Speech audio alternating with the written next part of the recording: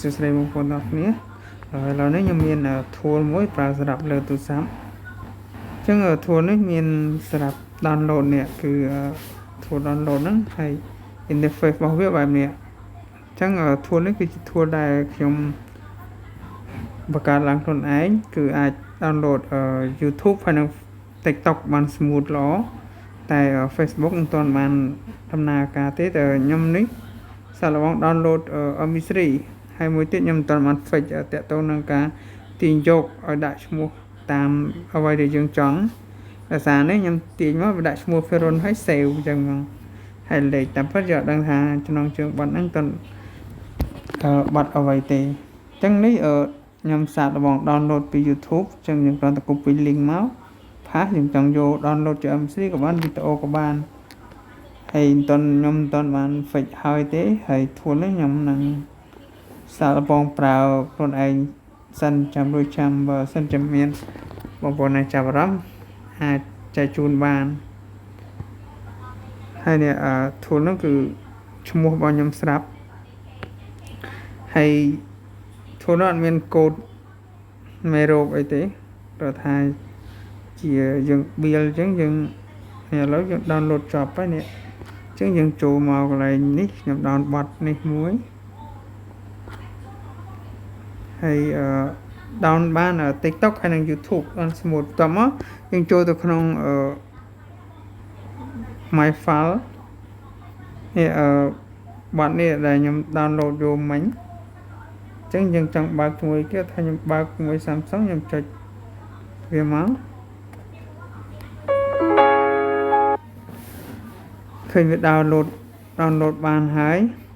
ចឹងបើសិនជាយើងចង់ download មួយទៀតបានទៀតយើងចង់ download វីដេអូក៏បាន MP3 ក៏បានអញ្ចឹង tool ហ្នឹងវាស្រួលមែនទេហើយអត់មានពាណិជ្ជកម្មឯដោយសារ tool នេះគឺខ្ញុំ build ខ្លួនឯងនេះគ្រាន់តែក្នុងការសាកល្បងទេនេះ tool របស់ខ្ញុំហ្នឹងខ្ញុំមានតែខ្ញុំមិនបានចែកជូនតែខ្ញុំតេស្តខ្លួនឯងសិនចឹង smooth មិនដឹងឥឡូវខ្ញុំសាកតេស្តលើ TikTok មួយទៀតចឹងយើងចុចខ្វែងមកយើងចូលទៅក្នុង TikTok ចឹងយើងមើលទៅអញ្ចឹងថតប័ណ្ណហ្នឹងចឹងយើងចុចកន្លែង share នេះមកចុចកន្លែង share យើង copy link ហើយយើងចូលមកក្នុង tool របស់យើងគ្រាន់តែផាស link ទៅវាប្រាប់ថាចូលនៅក្នុង TikTok ឥឡូវថាខ្ញុំចង់ download វីដេអូអញ្ចឹងយើងជ្រើសរើសមកទំហំប៉ុណ្ណាថាខ្ញុំយក best អាស្រ័យលើវីដេអូនឹងទំហំ HD គឺវាទាញមក HD បើ